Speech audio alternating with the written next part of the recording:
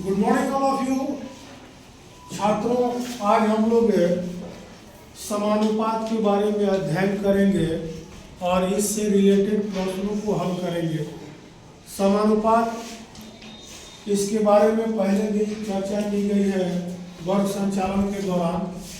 समानुपात में होता क्या है कि जितनी वस्तुएं ली जाती है और उससे संबंधित कोई मात्रक या लंबाई या वजन या जो भी चीज़ें ली जाती है उससे रिलेटेड वो दोनों का एक अनुपात तैयार करते हैं और उस अनुपात में देखा जाता है कि अगर दी गई वस्तुएं जो है उसकी लंबाई में वृद्धि हो रही है तो हर अनुपात के स्टेप में वृद्धि होती है। अगर उसमें कमी आ रही है तो हर स्टेप में उसकी लंबाई में कमी आएगी। क्लियर? तो यानी कि जो भी अनुपात लिया गया है उन अनुपातों में एक समान वृद्धि का होना, एक समान ह्रास का होना, गुणात्मक वृद्धि का होना या भाग करके उसका लॉस कर देना या कम कर देना, माने बराबर स्टेज में सभी तरफ होना चाहिए। दोनों परिस्थितियों में अनुपात में बराबर का वृद्धि हो या बराबर का माइनस हो या उसकी ऊंचाई में परिवर्तन, किसी भी प्रकार का परिवर्तन होता है तो एक समान होना चाहिए, है ना जी।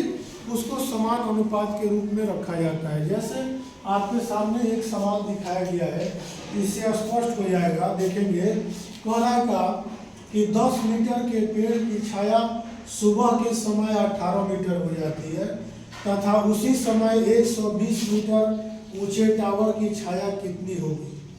तो यहाँ दो तरह की वस्तुएं ली गई है, एक पेड़ और दूसरा टावर। पेड़ की ऊंचाई और टावर की ऊंचाई, वस्तुओं को लिया गया है और उसकी छाया का अनुपात लिया गया है। क्योंकि यह समानुपातिक सवाल होता है इसलिए छाया का अनुपात और पेड़ की ऊंचाई का अनुपात एक समान कर देंगे।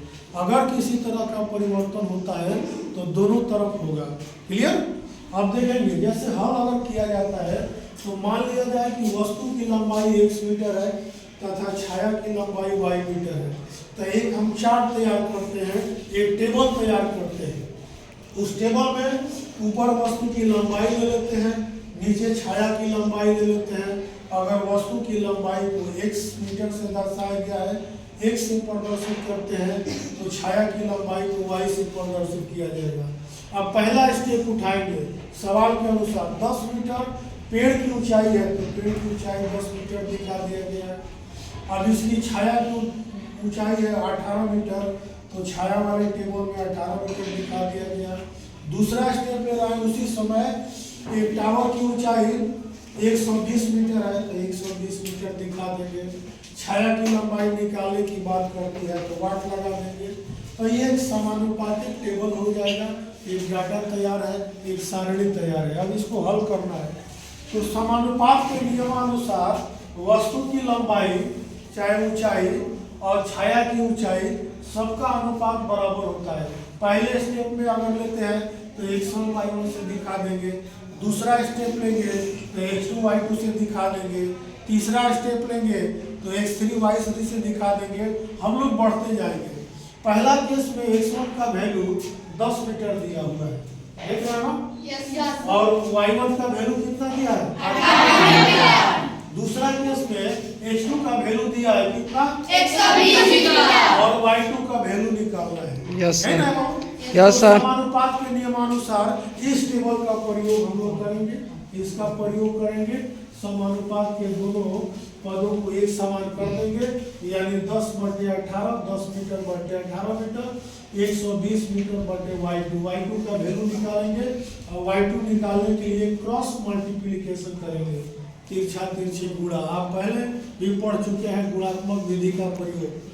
तो हम तिरछा तिरछी जब गुणा करेंगे तो इसमें 10 से गुणा कर देंगे और इज इक्वल टू 120 गुणे 18 हो जाएगा।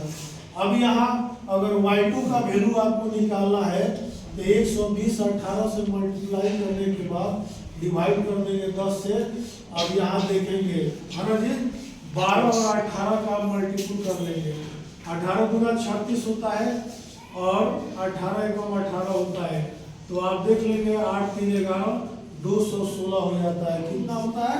216। और यही आपका आंसर हो जाएगा। मतलब कि एक ही समय छाया की लंबाई माने समान अनुपात में वृद्धि कर रही है।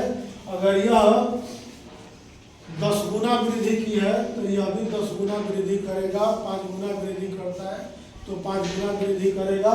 यानी कि अगर आप 10 मीटर की छाया 18 मीटर बन रही है तो 120 मीटर की छाया कितना बनेगी? 216। तो गुणात्मक वृद्धि या कह सकते हैं इसे। यह इसका आंसर हो गया। आप समझे कि नहीं ये बताइए। समझे। अगर समझ गए तो कृपया इसे नोटबुक पर अंकित कर लें। धन्यवाद।